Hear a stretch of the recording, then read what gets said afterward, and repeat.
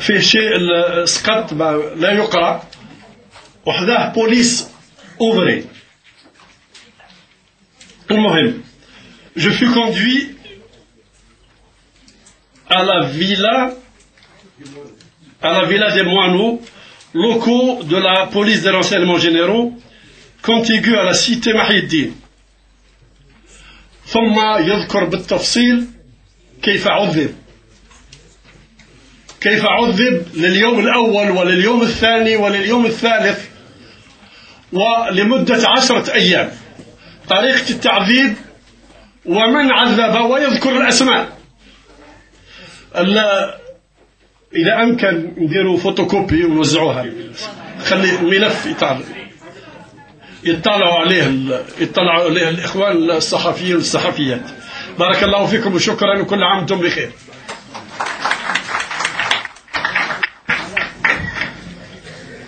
بعد ما قرر سيد الأمين العام إثبات الجائزة وأعطى المحتوى تاع أهداف تاعها، ومن بعد تفضل ممثل عائلة العيشاوي محمد لتقديم هذه الأمانة، وهي في أيد أمانة، لأنه أمين حزب جبهة التحرير الوطني وممثل الشخصي لسيد رئيس الجمهورية سي عبد العزيز بوتفليقة، وجبهة التحرير الوطني عاملا بهذه الأمانة، وحتى أن يكون مسار تاع هذا المجاهد الصحفي الشهيد كامل.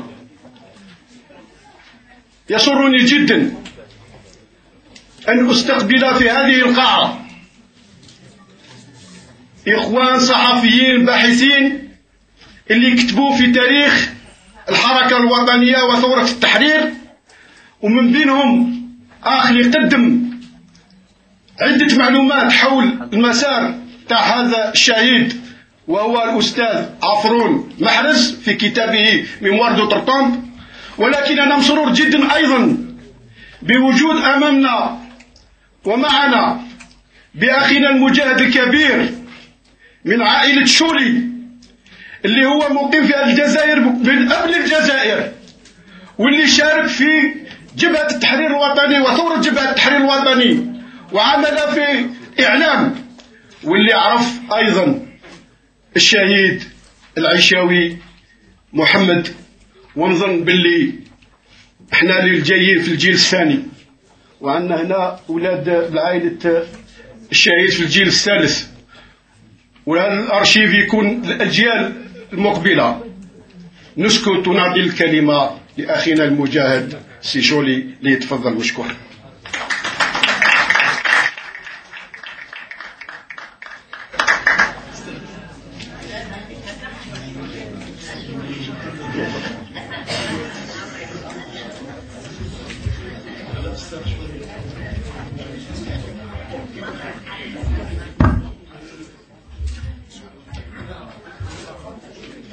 Je crois que dans ces ambiances de commémoration, il faut bien dire que le 1er novembre 1954, ça a été à la fois une libération de l'angoisse qui étreignait tous les militants de la cause nationale depuis 2 ans, et en même temps l'aboutissement d'un long combat pour le triomphe de l'idée nationale. Je crois que dans la jeunesse, beaucoup croient que le 1er novembre, le peuple s'est réveillé uni et mobilisé immédiatement. C'est pas vrai.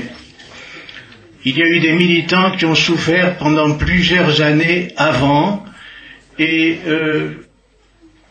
Mohamed Laïchaoui était l'un d'entre eux. Je crois que c'est justice de lui rendre hommage dans cette journée de commémoration de la liberté de la presse, parce que c'est un journaliste qui a eu une place éminente dans l'histoire du mouvement national. Travailleur émigré en France, il a témoigné au sein des syndicats, il a fait une école de journalisme, et c'est à ce moment-là qu'il avait envoyé un papier au professeur André Mandouze, qui dirigeait la revue Conscience algérienne, et c'est par André Mandouze que je l'ai connu pendant l'hiver 53-54. À ce moment-là, nous l'avons immédiatement sympathisé. Il est notre groupe d'étudiants anticolonialistes, progressistes et nationalistes. Nous nous retrouvions ensemble avec beaucoup d'amis, dont Omar Lara, Mahfoud Kadash, Reda Bestanji, Salah Louanchi, Larbin Mahalatrous, Abdelmalek Temam, des noms que vous connaissez tous, plus ou moins dans les livres d'histoire. Et nous étions déjà convaincus au début 1954 que l'insurrection armée était inéluctable. Nous avions fêté la victoire de Dien Bien Phu et par dérision entre nous, vous voyez la photo de Mohamed Laïchaoui, on l'appelait Ho Chi Minh à cause de ses yeux et de son front large. Je crois que cette amitié que nous avons nouée lui a permis de faire un dossier extrêmement important sur l'immigration algérienne en France, qui a paru pendant notre numéro de notre revue de jeunes qui s'appelait Conscience Maghrébine pendant l'été 54, qui nous a valu un déluge de réactions d'ailleurs différentes, plus des rapports du colonel Jeune aux affaires indigènes. Mais je voudrais passer rapidement qu'il gardait des contacts avec les journalistes et en particulier on a eu à rencontrer Colette Janson qui préparait avec Francis Janson le premier livre qui a fait l'histoire de l'Algérie indépendante, l'Algérie hors la loi. Mais je dois aussi rappeler un souvenir personnel très précis. Mohamed nous avait accueillis dans sa famille, ma sœur et moi, puis ma fiancée. Le 2 novembre 1954, c'est la dernière rencontre que j'ai eue avec Mohamed. Il revenait d'Iril Imoula, où il avait dactylographié le texte de l'appel historique du 1er novembre. Je crois que pour les jeunes générations, il faut souligner l'importance de cet appel. À l'époque de cette décolonisation, les mouvements nationaux des différents pays en lutte pour leur indépendance était incarnée par une personne. Il y avait Bourguiba en Tunisie, Mohamed V au Maroc, Nasser, etc., etc. Et voilà que le peuple qui, d'après les annuaires internationaux, avait le record d'analphabétisme, ce peuple se soulève à partir d'un texte écrit. Je crois que ce symbole est quand même extrêmement important du dynamisme interne de la révolution algérienne, c'est-à-dire basé sur des principes. Ça, c'est une chose importante, même lorsqu'on oublie les principes, c'est bon de rappeler que les principes fondateurs ont été maintenus et jusqu'à la négociation finale d'Évian, les mêmes principes ont été respectés par tout le monde. Je crois que c'est important de souligner ce texte et je crois que Mohamed avait parfaitement perçu l'importance du texte qu'il tapait.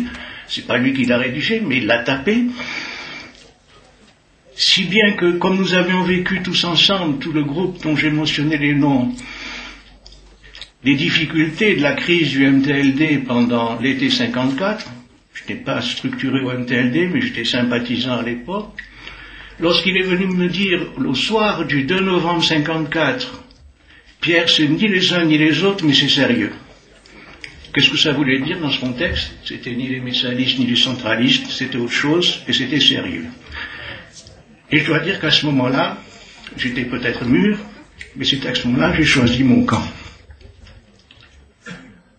Alors par la suite, il a été arrêté le 16 novembre, comme il le rapporte, il est torturé, il a eu un procès à Tizi Ouzou, et il a eu un certain nombre de témoignages de gens qu'il avait connus dans l'école de journalisme, et comme il n'y avait pas grand-chose dans son document, parce qu'il avait été arrêté comme tous les gens qui étaient connus au sein du MTLD, toutes tendances confondues, il a été relâché. Dès qu'il a été relâché, il a rejoint le Maquis. Je voulais simplement situer ce premier écrit du FLN, qui a été tapé à la machine par le premier de nos journalistes. Et encore une fois, je vous remercie.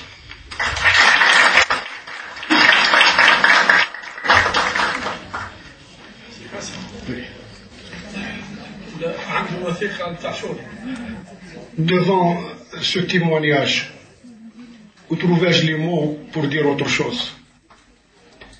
Mais tout en